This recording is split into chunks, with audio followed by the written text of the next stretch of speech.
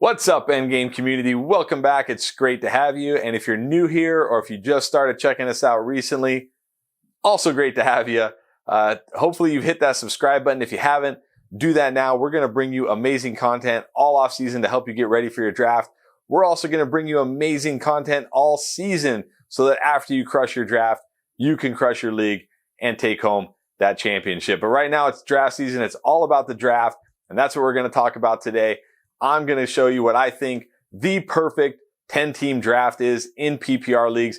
How can I say that? How can I say this is the perfect draft? Well, okay, maybe it's not perfect, but it's close to perfect as you can get. And I can say that because I've done a ton of research this offseason, breaking down the numbers, looking at where league winners come from and how we find league winners. And this is the results of those findings. So I'm not going to tell you the exact players like, this guy's a league winner, this guy's a league winner. All we can do with that is try to project who the league winners are going to be. But what we can do is we can draft in a way that gives us the best chance of finding as many league winners as possible. And that's what we're going to do right now. So for this draft, we're going to do a 10-team, 1 QB, 2 running back, 2 wide receiver, 1 tight end, 1 flex PPR league, which I feel is probably the most common leagues out there. If you are in a 3 wide receiver, 1 flex league, this will also work very well. But for the typical standard 2 running back, 2 wide receiver, 1 flex, 1 tight end, 1 QB league, this is going to work incredibly well. Now, I'm not going to bore you with all my research that I did and all the numbers. I'll just kind of explain as we go my thoughts, why you should pick these guys and how to find them. So without further ado, let's jump into it. Now, as you can see, I gave myself the 7th pick here. Obviously, if you have the number 1 or number 2, you're going McCaffrey or Dalvin Cook. I gave myself the 7 because I feel it's a good spot to kind of talk about some of these theories. So here we are. We're on the clock at pick 7. Now, 9 times out of 10, you're going to want to go running back in the first round. Here's why. Over the last 3 years, there have been 37 running backs drafted that we can call a league winner. And by a league winner, I mean they helped you more than an average running back would. Meaning if you had that player, if you had that running back, your chances of winning were higher than average, right? Some gave you an exceptional chance to win. Some just gave you a better than average chance to win. But what all 37 had in common were they were league winners. So 37 over the last 3 years that were drafted, 18 of them, almost half, were drafted in the top 20 picks. So we do not want to wait too long on our running back. So 9 times out of 10 here, you're going to go RB. Now, what we're looking for here is we're looking for a player who can finish as the overall running back 1. Why is that important? Because the overall RB1 almost always is the leading scorer in fantasy football and almost always has one of, if not the highest league winning rates. So finding that guy is a massive advantage over the rest of your league. So what are we looking for here? Well, we're not looking for tons of carries. Alvin Kamara doesn't even hit 200. We're not looking for tons of yards. Yeah, we're looking for a decent amount of total yards, 1,500, 1,600, but nothing crazy. And even touchdowns aren't necessarily a great, indicator of the overall RB1. We see it all over the spectrum. Huge touchdown numbers, good touchdown numbers. No, the one thing they all have in common, and I looked back all the way back to 2012, are receptions. All but one of those running backs, overall running back 1s, between 2020 and 2012 had at least 63 receptions. So we're looking for guys with that massive pass catching ceiling. And I'll say the one guy who didn't was Adrian Peterson in 2012. He happened to run for 2,000 yards that season and he still caught 40 passes, right? So he still had a decent work in the passing game. So we're looking for guys with that huge pass catching ceiling. For me, those guys are CMC, Dalvin Cook. Obviously they're going 1-2. Alvin Kamara, Saquon Barkley if he's healthy, Ezekiel Elliott, and Austin Eckler. That's it. Those are the only running backs I'm drafting in the first round. If those guys are gone, or maybe the guys who are left you don't feel comfortable with, I think Kelsey is a great option in a 10-team draft like this because you can still get incredible league-winning players afterwards. And I think one of the big 3 wide receivers, Hill, Diggs, and Adams, are also a good option. So that's what my thought process here in the first round. Let's see who's available. Let's look at the running backs. So we have Ezekiel Elliott and Austin Eckler. Now, in a vacuum, I think Ezekiel Elliott will outscore Austin Eckler, but I actually think Austin Eckler has a clearer path to the RB1 because he's likely looking at 80, 90, 100 catches. If he can hit 10 touchdowns, 15 touchdowns, which I know people think, oh, no chance, but he hit 11 2 years ago. He has a legit chance to be the RB1. So as much as I like Zeke, and I'm okay if you want to take Zeke here, I'm shooting for that massive upside. I'm going to go with Austin Ekeler here at the 7. Now coming around, making the turn, we have a couple options here. Option number 1 and the preferred option is to go running back again, but it's very important that you get the right running back. Because again, we're looking for running backs who can be, now we're kind of more in that top 5 range, right? Maybe potential top 1 guys, but we'll be happy if they hit that top 5 range. And again, we're looking for that pass catching ceiling, 50 to 60 catches in this range. If they go over that, great, that's a bonus. But there's a reason these guys are going in the second round. So for me, that second tier of guys are Aaron Jones, Antonio Gibson, Najee Harris, Joe Mixon, and then I had Jonathan Taylor in there, but with the news of guard Quentin Nelson needing foot surgery, I've pulled him out. If we find out that Nelson's only going to miss a week or 2, I'll put him back in, but as of now, I have him out. Of course, if one of those running backs that I mentioned earlier in the first round fall to you, you're taking those guys for sure, but if not, you want one of these running backs. So let's see what we got here. And Antonio Gibson's on the board. I have him right behind Aaron Jones as the next potential guy, just ahead of Najee Harris. So we're going to go Antonio Gibson. While we wait for this pick to come back, I want to mention, if maybe you picked 3rd or 4th and none of those running backs make it back to you, that's a spot where if you didn't take Kelce in the first round, you want to look at Waller or Kittle, or you can take a wide receiver there. Now, speaking of wide receiver, so the tight ends are off the board. Speaking of wide receiver, this is where we start attacking wide receiver, because wide receivers, there's been 44 drafted wide receivers over the last 3 years that can be considered league winners. And 85% of them, 85% were picked by round 7. So you hear these people say, oh, wide receiver is so deep, you can just wait on wide receiver. Yeah, you can wait on wide receiver if you like having average wide receivers, but that's not what we want. We're trying to win. We're trying to dominate. We need elite wide receiver, elite fantasy wide receivers, and they come from rounds, well, really they come from rounds 1 to 7. But since we went RB, knowing we got to attack those running backs early, now we're going to hit wide receiver hard.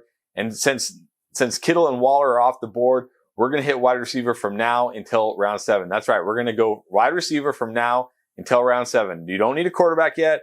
You don't need to get antsy and draft that RB3. We're good at RB. Now, if Kittle or Waller had fallen to me here, I think it's okay to go with one of those guys in this spot, again, in a 10-team league like this. But since they didn't, we're just going to attack wide receiver. Now, there's no tried and true method to finding league-winning wide receivers other than you just want studs. You want guys that are going to get a lot of targets. So just pick the guys you feel the best about.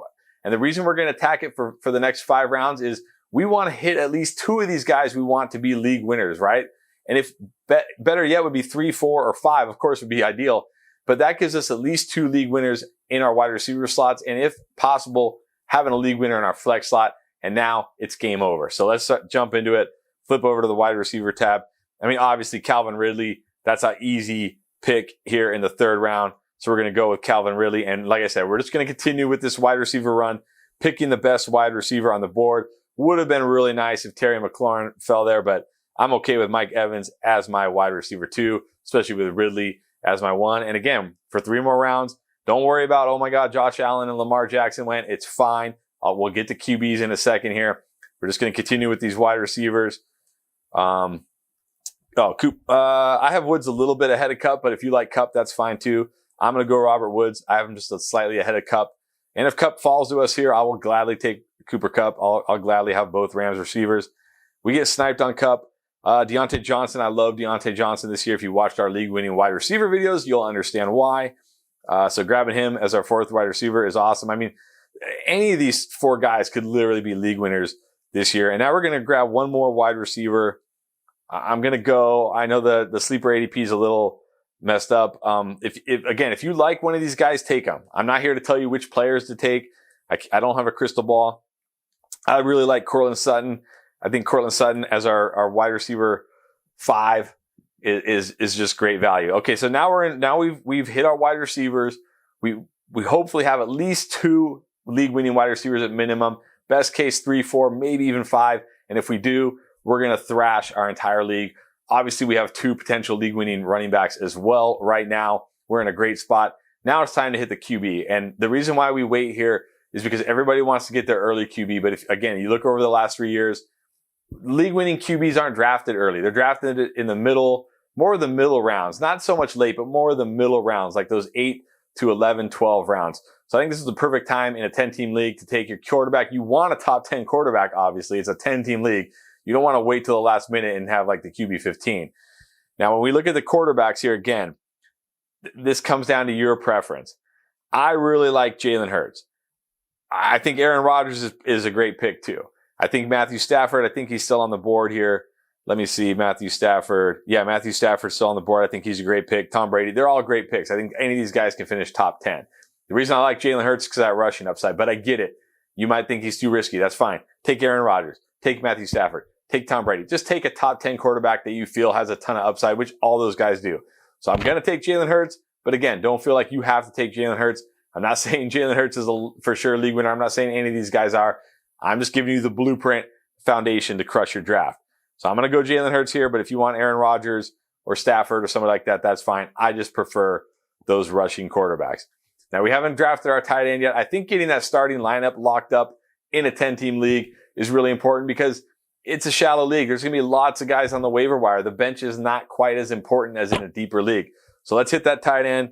And again, well, Noah Fant on the board. That for me, that's an easy pick with Noah Fant. You might not like Noah Fant. That's fine. Just pick the tight end you like the best. Logan Thomas, Robert Tonyan, Gronk, Irv Smith, whatever. Pick the one you like the best. It really doesn't matter. You look at the tight end 3, 4, and 5 last year, which was Logan Thomas, Robert Tonyan, and TJ Hawkinson. They all averaged 11 points per game. It doesn't matter, right? It doesn't matter. It's not going to make or break you. So I'm going to take Noah Fant here. Now we have our starting lineup. Now it's time to start developing our bench. And of course, we need to get some depth at running back. We have 2 awesome running backs, but you know how it goes at running back. So because we attacked running back early, we got to start getting running backs on our bench here. I think James Conner is a good pick here. I know a lot of people are down on him, but I think he's going to have a big role in that Arizona offense. I only have a few bench spots here because I don't want this video to go on forever. If you have a 5-man bench, you'd probably want something like 3 running backs, 2 wide receivers. If you're not really confident on your tight end, maybe you could take another tight end. But just make sure you have plenty of depth at the running back position. We've already got 5 receivers, maybe 4, depending on how you drafted. So you don't really need to go crazy at the wide receiver depth. I really like Nyheim Hines. I know a lot of people like A.J. Dillon, but Nyheim Hines I think is going to get a lot of work in the passing game this year. And then I'm just going to take one more wide receiver here. I'm going to go with Antonio Brown. I think people are sleeping on Antonio Brown. And of course, you probably have a few more picks in your regular league. But again, I just wanted to show you what I think the perfect 10-team draft looks like. Again, based on a lot of research I have done this year looking at league winners. Because here's the thing. You don't win with a team of good players, especially in a shallow league like this. You win with studs. You win with those league winners, right? Like if you had Alvin Kamara and Devontae Adams last year, it probably didn't matter what the rest of your roster looked like. You won. So we're trying to grab as many of those players as we can. And this is how you do it. You follow this blueprint. You make sure you're getting those running backs in the top 20 picks, maybe a stud tight end. You attack wide receiver, get one of those top 10 QBs. If you didn't get a tight end early, grab a tight end, flesh out your bench. And I promise you, you're going to crush your draft. You're going to come out of the draft. If you're not the best team out of the draft, you're going to be a top 2 or 3 team. And chances are at the end of the season, you'll still be a top 2 or 3 team and probably a championship team. So there you go, guys. I hope that was helpful. I hope it made you think a little bit differently about your draft and gave you something to go into your draft with where you're armed and ready and confident. Of course, if you have questions about specific players, comment below. I'll help you out with that. Don't forget, down below in the description, we have links to our Discord channel where we have amazing discussion about news that's breaking, player analysis, everything you need, draft strategy, whatever you need. There's also a link for mock drafts. We do 3 mock drafts a week to help get you ready for your real draft. So you definitely want to join those. Click that link and join those. And finally, don't forget to subscribe and hit that thumbs up. We really appreciate it. And we're going to be doing this all off season to make sure you're as ready as possible for your draft. And then we're going to be doing it all season to make sure you crush and dominate your league. All right, guys. Thanks for watching. See you next time.